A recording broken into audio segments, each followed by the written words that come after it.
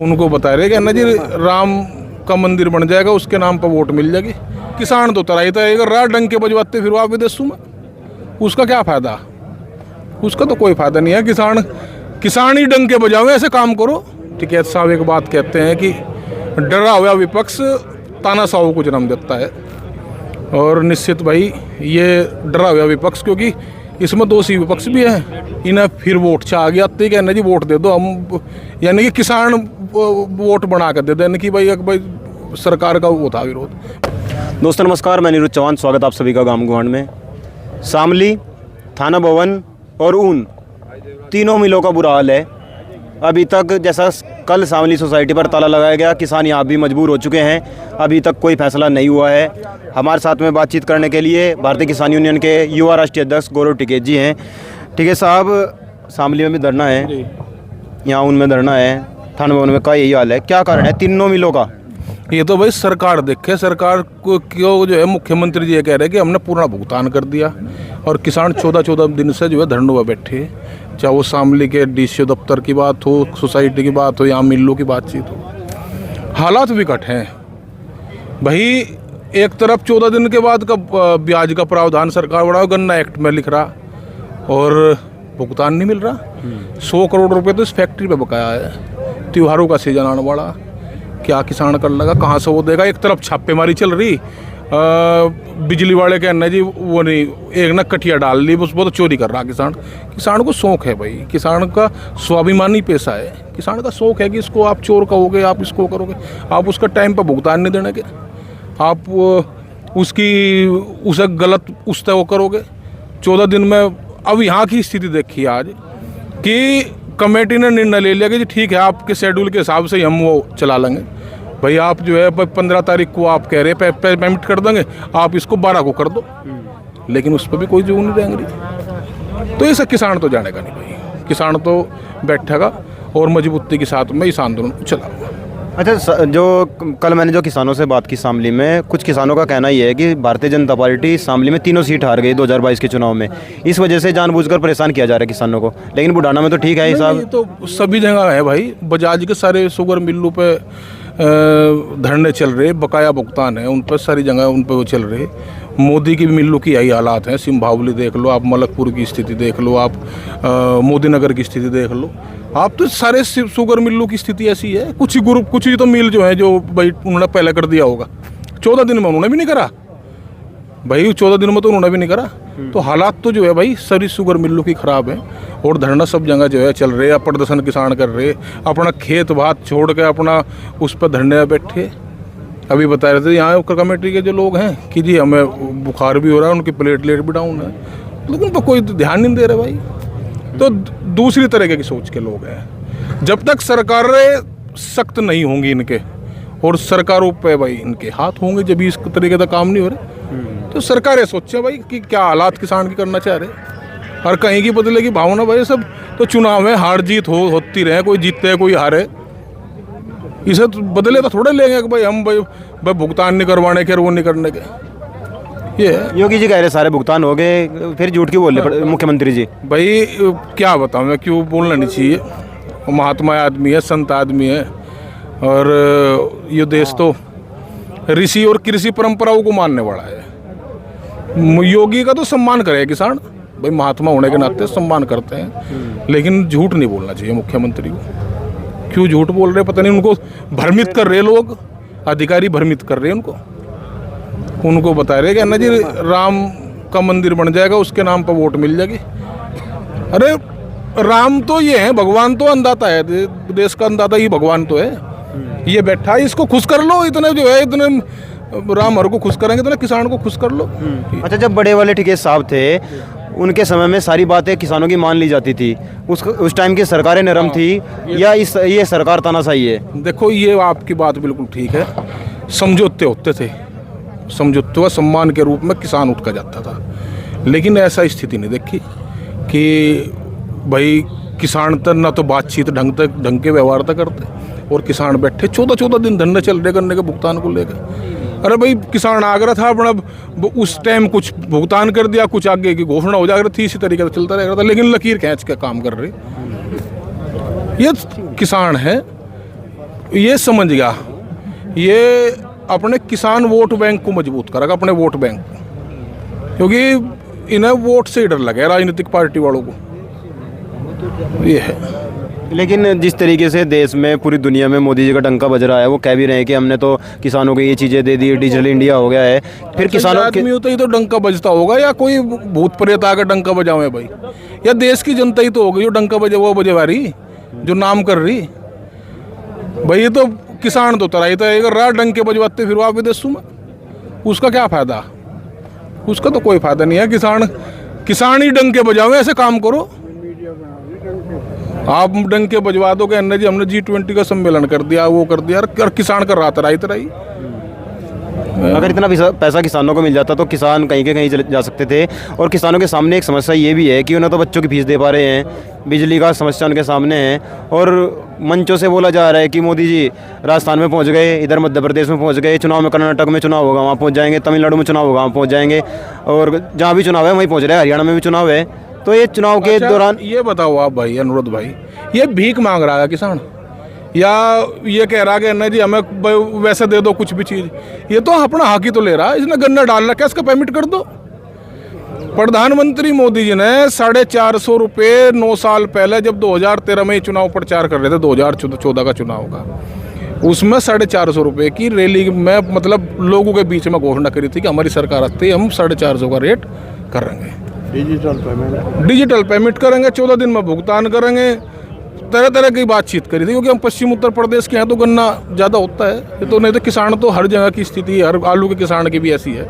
लेकिन भाई इसी को करवा देते 450 रुपये। स्वामीनाथन जी चले गए हमारे लोगों के बीच से, उनकी एक कमेटी थी कि भाई लागत का 1.5 गुना किसान को मिलना चाहिए। भाई लागत जो है आपके शोध केंद्र है, गन्ना शोध केंद्र है, उनसे ही आप लागत निकलवा लो, आप उसी का 1.5 गुना दे दो, लागत का 1.5 गुना, उस पर कोई बातचीत सरकार कर देंगे। बिजली फ्री की वादा सरकार ने खुद करा था कि भाई हम फ्री बिजली देंगे किसान को सिंचाई के लिए, उस पर भी कोई बात अभी तक तो नहीं करी। हम लोग कह रहे कि नहीं जी वो जो मीटर में जितनी रीडिंग आ करेगी किसान की, उसको जो है उत्तर प्रदेश सरकार वहन करेगी। यार इतना खर्च करने की क्या जरूरत पड़ रही है कि मीटर लगाओगे और फिर जो है रीडिंग देखोगे, उसमें आदमी बिछाएंगे, उसमें संसाधन बिछाएंगे। भाई जो किसान की वो है, वो 10 साल पहले भी इतना ही पानी निकालता था सिंचाई के लिए, कुछ उसमें ज़्यादा थोड़ा ही होगा। वो 20 साल पहले भी और वो आज भी इतना ही पानी निकालता है। भाई उसको सिंचाई के लिए मुफ्त दे दो। कई प्रदेशों में मुफ्त है, कई प्रदेशों में बिजली जो है मुफ्त है, तो उस बात पर काम कर लो। अब किसी के कहने पर 3 कृषि कानून तो ले आओगे, 13 महीने आंदोलन चलेंगे। ये सत्ताधारी लोग उन्हें मवाली कहेंगे, उन्हें खालिस्तानी कहेंगे, पाकिस्तानी कहेंगे, देशद्रोही कहेंगे, इन्हें ये कहेंगे कि भाई इनके पास तो चीन से पैसा आ रहा है, ये तो जब आंदोलन चला रहे। तो ये देश के किसान का अपमान है। और अन्नदाता, और गुरु नानक देव जी ने तो भगवान की तुलना करी है देश के अन्नदाता की। अच्छा, एक चीज़ और है, जब से ये सरकार आई है पत्रकारों के ऊपर बड़ी कार्रवाई हो रही है। अभी अविसार शर्मा का देख लीजिए, न्यूज़ क्लिक को देख लीजिए, सबके ऊपर कार्रवाई हो रही है और कह रहे हैं कि इनको फंडिंग बाहर से हो रही है। आप क्या कहना चाहेंगे इसके बारे में? आपको भी कहने लगेगा? बस दोनों समझ लो कि जी पत्रकारों को भी कहने लगे तो क्या हालात होगी। मेरे ऊपर एक केस कर दिया, मैं रेलवे को कवरेज करने के लिए गया था, किसानों ने रेल रोक रखी थी, तो उसका केस मेरे ऊपर भी डाल दिया कि आप भी रेल रोकवाने में थे। इनके पास यही एक वो है भाई, ये आज़ादी की जब लड़ाई लड़ी जाती थी, रही होगी, अगर इतिहास में आप लोग देखेंगे तो ये वही इसी तरीके की वो रही होगी। अभी शुरुआत है ये, क्योंकि सही बात है जब टिकैत साहब एक बात कहते हैं कि डरा हुआ विपक्ष तानाशाहों को जन्म देता है। और निश्चित भाई ये डरा हुआ विपक्ष, क्योंकि इसमें 2 विपक्ष भी हैं। विपक्ष का एक ही आदमी बताओ कोई धरना दे रहा है कि भाई इसको दे दो, इन्हें फिर वोट चाह गया, तो कहना जी वोट दे दो हम, यानी कि किसान वोट बना कर दे दो, यानी कि भाई सरकार का वो था विरोध। भाई तो काम करने का समय था इनका, लड़ते इनके साथ, बैठते इनके साथ, संघर्ष करते किसानों के बीच में, इनकी सेवा पानी करते। यहाँ भी इस दोनों जिलों में 8-9 विधायक हैं, वो भी अपना लगाते हैं आज भाई किसानों के बीच में आकर बैठते वो करते, आवाज़ उठाते। उनकी भी आवाज़ जाती है, लेकिन उस पर कोई वो नहीं है। विपक्ष भी दोषी है और किसान समझ गया सारी चीज़ों को कि भाई विपक्ष भी दोषी है कहीं ना कहीं, क्योंकि कमज़ोर विपक्ष इन सारी हिटलरशाही सिस्टम को हावी करता है। जी, तो फिर समाधान कैसे होगा किसानों की जो समस्या है? संघर्ष तय होगा, और ये किसान तो मजबूत है और इनके बलबूते पे बैठिए ना भाई। कभी ये सोचे कि राजनीतिक दल किसान के बलबूते पे बैठे रहेंगे और वो हो जाएगा। विपक्ष भी ना सोचे कि भाई वो होगा। ये तो अपनी भाई किसान तो अपनी लड़ाई लड़ लगा, वो संघर्ष हर तैयार रहेगा, लेकिन इनका क्या होगा? इनकी भी तो स्थिति देख लो भाई। इसको तो आदत पड़ रही किसान को। 36 साल तक तो किसान यूनियन में कई लोग हैं, देखो चौधरी साहब हैं, मलिक साहब हैं, बहुत लोग जो 36 साल तक लग रहे हैं भाई यूनियन में, संघर्ष कर रहे। इन्हें तो कोई पद की लालसा और कोई विधायक की लालसा रही नहीं, वो कर रहे। लेकिन को ले देख बैठे देशपाल सिंह, ये उस टाइम के लोग हैं।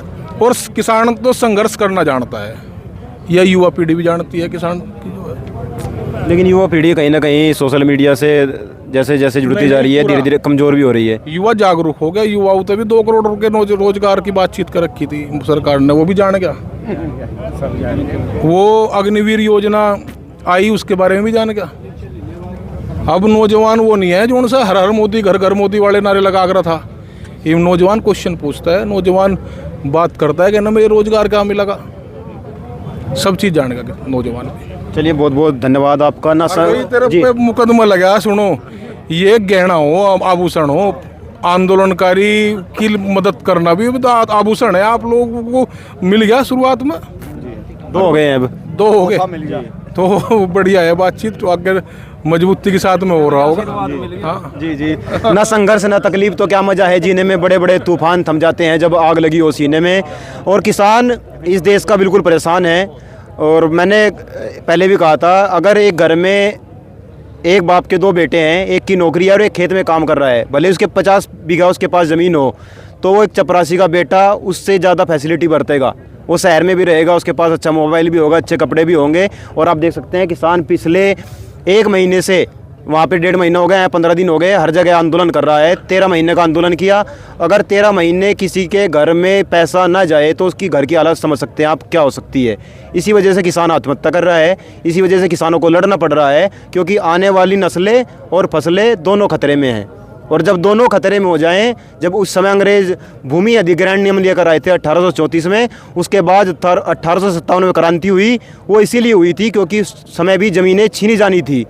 और अभी ये 3 काले कानून जो किसानों के ऊपर थोपे गए थे बिना किसानों से पूछे, उसके लिए किसानों को लड़ना पड़ा। और लगातार लड़ाई जो है जारी है। पहले अंग्रेज़ों से लड़े, अब इस सरकारों से लड़ रहे हैं, और शायद किसानों को लड़ते रहना पड़ेगा, क्योंकि जब तक सर छोटूराम, बाबा महेंद्र सिंह टिकैत, विजय सिंह पथिक जैसे लोग समाज के बीच नहीं आएंगे, तब तक ये लड़ाई जारी रहेगी। और इस लड़ाई को और भी किसान आगे बढ़ा रहे हैं, और हमें आशा है कि आपका प्यार और सपोर्ट हमें मिलता रहेगा। केस 1 के बजाय चाहे लग जाए 4, लड़ाई जो कि तू जारी रहेगी। हम दबने वाले नहीं हैं। जब तक इस बॉडी में एक सांस भी रहेगा, एक खून का कतरा भी रहेगा, ये इस देश के किसानों के लिए, वंचितों के लिए, महिलाओं के लिए, अल्पसंख्यक के लिए, पीड़ित के लिए लगातार उठती रहेगी। और गांव गवांड का उद्देश्य यही है। इसीलिए हमने नाम भी सोच समझ कर रखा था कि ये आवाज़ एक गांव से दूसरे गांव तक जाए, फिर दूसरे गांव से दूसरे गांव में जाए।